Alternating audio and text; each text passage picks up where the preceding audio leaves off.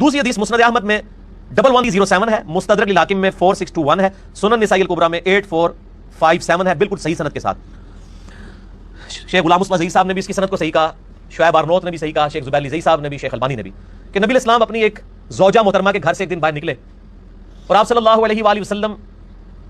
تھوڑا دور چل کے گئے صحابہ کے ساتھ، تو آپ کی جوتی ٹوٹ گئی۔ آپ نے اپنی وہ جوتی اتار کے سیدنا علی کو گانٹنے کے لیے دے دی، اور کچھ دور جا کے صحابہ کے ساتھ کھڑے ہو گئے، حضرت علی وہ جوتی گانٹنا شروع ہو گئے وہیں بیٹھ کے، اور نبی اسلام نے کہا کہ علی کا انتظار کرو، وہ آ جائے تو پھر چلتے ہیں، کیونکہ ایک جوتی پہن کے تو چلنا بھی دشوار ہے۔ نبی اسلام نے دونوں جوتیاں اپنی اتار کے حضرت علی کو دے دی۔ پھر آپ صلی اللہ علیہ وسلم نے اپنے اصحاب سے فرمایا، جہاں پہ حضرت ابوبکر عمر بھی موجود تھے اس محفل میں، کہا کہ دیکھو اللہ تعالیٰ نے مجھے نبی بنا کے مبعوث کیا، قرآن کی تنزیل کی خاطر مجھے ایز اے لاسٹ ریزارٹ کافروں کے خلاف تلوار اٹھانا پڑی، مجبور ہو گیا۔ تم میں سے ایک شخص ایسا بھی ہے جسے قرآن کی تعویل کی خاطر مسلمانوں کے خلاف تلوار اٹھانی پڑے گی جس طرح مجھے کافروں کے خلاف اٹھانی پڑی۔ اب یہ بہت بڑی فضیلت تھی کہ نبی علیہ السلام کو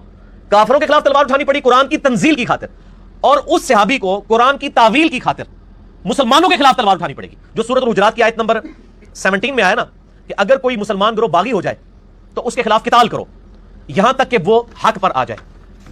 اس آیت کی پریکٹیکل تفسیر تم میں سے ایک شخص بننے جا رہا ہے۔ سورۃ الحجرات آیت نمبر 9 ہے، 17 نہیں ہے۔ تو حضرت ابوبکر نے کہا انا یا رسول اللہ، کیا وہ خوش نصیب میں ہوں؟ فرمایا لا، حالانکہ آپ علیہ السلام کی زبان سے کبھی لا نہیں نکلتا تھا، پورا اوائڈ کرتے تھے، نہ کا لفظ نہ بولو، نہ بولو ہی نہ، اس لیے کسی کو نہ کرتے بھی نہیں تھے، جو کچھ تھا لوگوں کو دے دیا کرتے تھے۔ مجھے ضمن ایک حدیث یاد آ گئی، صحیح بخاری میں، نبی علیہ السلام ایک چادر اوڑے ہوئے آئے باہر، ایک صحابی آیا، کیا یہ چادر مجھے دیتے؟ آپ اندر گئے، پچھلے باقی صاحب نے کہا حضور کے پاس توڑنے کے لیے سو چادر ہی ہے، کیا تم نے وہی مانگ لیا؟ ٹھیک ہے،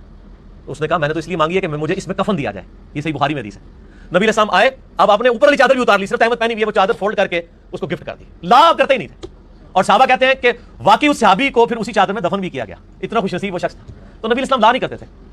ابو بکر رضی اللہ تعالیٰ نے عرض کیا یا رسول اللہ میں ہوں؟ فرمایا لا۔ حضرت عمر نے کہا انا یا رسول اللہ، کیا میں ہوں وہ خوش نصیب؟ فرمایا نہیں، بلکہ وہ خوش نصیب وہ ہے جو میری جوتیاں گانٹ رہا ہے۔ صحابہ دوڑے مولا علی کی طرف کہ یار اتنی بڑی فضیلت مولا علی کے لیے جو ابو بکر عمر کو نہیں ملنے والی۔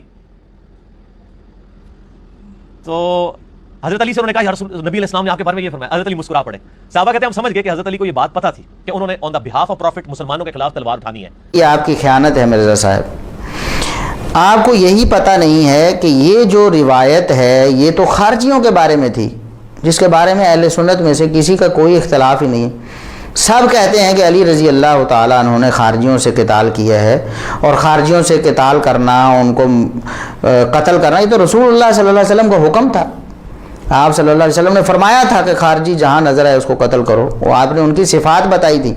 اور صحابہ کرام رضوان اللہ علیہم اجمعین میں ایسی کوئی صفات نہیں پائی جاتی تھی۔ آپ نے تو فرمایا کہ یہ یمرقون من الدین مروق السہم من الرمیہ، یہ تو دین سے اس طرح نکل جائیں گے جس طرح تیر وغیرہ جسم کو پھاڑ کر نکل جاتا ہے، ان کے پاس دین ہوگا ہی نہیں، اور آپ اس کو صحابہ کرام پر فٹ کر رہے ہیں۔ ان لوگوں کے بارے میں جو روایات تھیں، میں آپ کو بتاتا ہوں کہ یہی الفاظ کہ قرآن کی تعویل کی خاطر جو قتال کرنا تھا وہ صحابہ کرام کے لیے نہیں تھا، وہ تو خارجیوں کے لیے تھا۔ اس پر کئی احادیث بھی ہیں، مثال کے طور پر قرآن کریم میں جو اللہ تبارک و تعالیٰ نے لڑائی کا حکم دیا ہے، تو یہ تو صحابہ کرام کافروں کے خلاف اس کو پیش کرتے رہے، کافروں کے خلاف، جس طرح کہ یہ سنن نسائی میں روایت موجود ہے۔ عمرۃ القضاء کے موقع پر عبداللہ بن رواحہ رضی اللہ تعالیٰ عنہ رسول اللہ صلی اللہ علیہ وسلم کے آگے چل رہے تھے اور فرما رہے تھے کہ خلو بنی الکفار عن سبیلی الیوم نضربکم علی تنزیلی، کہ ہم قرآن کریم کے حکم کے مطابق کافروں سے لڑائی کر رہے ہیں، بالکل وہی الفاظ جو آپ پیش کر رہے تھے مسند احمد سے۔ اور اسی طرح سنن کبریٰ بہقی میں یہ الفاظ ہیں کہ قد نزل الرحمن فی تنزیلی نحن قاتلناکم علی تعویلی، یہ سنن کبریٰ بہقی میں 21037 نمبر روایت ہے۔ عبداللہ بن رواحہ رضی اللہ تعالیٰ عنہ یہ شعر کافروں کے خلاف پڑھ رہے تھے کہ نحن قاتلناکم علی تعویلی، ہم نے قرآن کے حکم کے مطابق تم سے لڑائی کی ہے۔ اسی طرح مسند بزار میں بھی یہ روایت موجود ہے، سنن نسائی میں 2 جگہ پر یہ روایت موجود ہے کہ عبداللہ بن رواحہ رضی اللہ تعالیٰ عنہ نے رسول اللہ صلی اللہ علیہ وسلم کی موجودگی میں کافروں کو مخاطب کر کے کہا کہ ہم قرآن کی تعویل کی خاطر، یعنی قرآن پر عمل کرنے کے لیے تم سے لڑائی کر رہے ہیں۔ اور یہ جو روایت ہے مسند احمد والی، جس کو آپ نے صحابہ کرام کے خلاف فٹ کرنے کی کوشش کی ہے کہ علی رضی اللہ تعالیٰ عنہ قرآن کا حکم مان کر صحابہ کے خلاف لڑیں گے، نعوذ باللہ، یہ سلف صالحین نے کیا کہا ہے؟ امام ابن حبان رحمہ اللہ تعالی جو 354 ہجری میں فوت ہوئے ہیں، انہوں نے صحیح ابن حبان میں یہی روایت علی رضی اللہ تعالیٰ عنہ کا خارجیوں کے خلاف لڑنا، علی رضی اللہ تعالیٰ عنہ کا جو قتال تھا قرآن کے حکم کے مطابق، وہ فرماتے ہیں کہ ذکر وصف القوم الذین قاتلہم علی بن ابی طالب رضی اللہ عنہ علی تعویل القرآن، ان لوگوں کی صفت کیا ہے، وہ کون لوگ تھے جن کے خلاف علی رضی اللہ تعالیٰ عنہ نے قرآن کا حکم مان کر لڑائی کی، جن لوگوں کے خلاف قرآن کا حکم مان کر علی رضی اللہ تعالیٰ نے لڑائی کی وہ کون تھے؟ آگے انہوں نے جو روایت پیش کی ہے، ذکر علی رضوان اللہ علیہ الخوارج، علی رضی اللہ تعالیٰ نے خارجیوں کا ذکر کیا، تو ساری بات انہوں نے ذکر کی اور بتایا کہ خارجیوں سے جو لڑائی تھی علی رضی اللہ تعالیٰ عنہ کی تھی، وہ تھی جس کو قرآن کا حکم مان کر علی رضی اللہ تعالیٰ عنہ لڑے تھے۔ اور اسی طرح مشکل الآثار میں امام طحاوی رحمۃ اللہ علیہ وہ فرماتے ہیں خارجیوں کے بارے میں کہ وَهُمُ الَّذِينَ قَاتَلَهُمْ عَلِيٌّ عَلَىٰ تَأْوِيلِ الْقُرْآنِ، یہی وہ لوگ تھے، ان کے علاوہ کوئی نہیں تھا۔ یہ تو مرزا صاحب اب عربی جانتے ہوں تو انہیں پتہ ہو کہ حصر کیا ہوتا ہے۔ اس عبارت میں حصر موجود ہے کہ صرف اور صرف خوارج ہی وہ لوگ تھے جن کے خلاف قرآن کا حکم مان کر علی رضی اللہ تعالیٰ عنہ نے قتال کیا۔ دلائل النبوہ بہقی، آپ کو یاد ہوگی، بڑا آپ نام لیتے ہیں، پڑھی نہیں آپ نے، وہ شاید کہیں پڑھی ہوئی ہوگی، پڑھی ہوئی نہیں ہے۔ امام بہقی رحمۃ اللہ علیہ فرماتے ہیں باب ما جاء فی اخبارہ بخروجہم وسیماہم، علی رضی اللہ تعالیٰ عنہ کا نکلنا خوارج کے خلاف اور خوارج کی نشانیاں جو حدیث میں بیان ہوئی ہیں ان کے بارے میں، اور پھر نبی کریم صلی اللہ علیہ وسلم کا جو نبوت کا خاصہ تھا،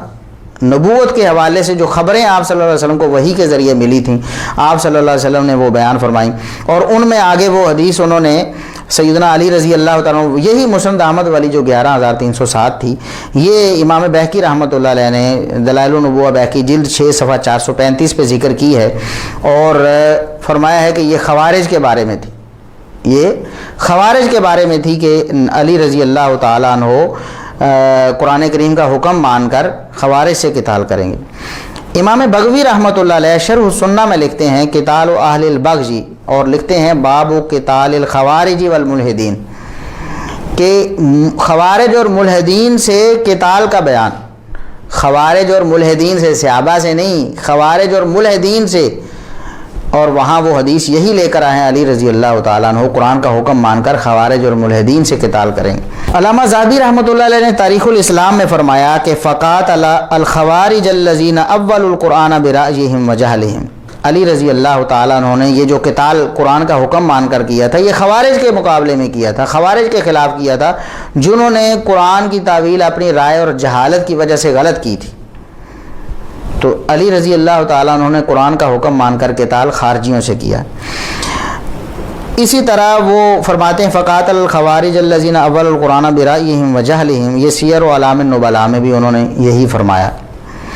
اسی طرح البدایہ والنہایہ میں حافظ ابن کثیر رحمۃ اللہ علیہ مفسر قرآن مورخ اسلام وہ فرماتے ہیں حدیث فی مدح علی رضی اللہ تعالی عنہ علی قتال الخوارج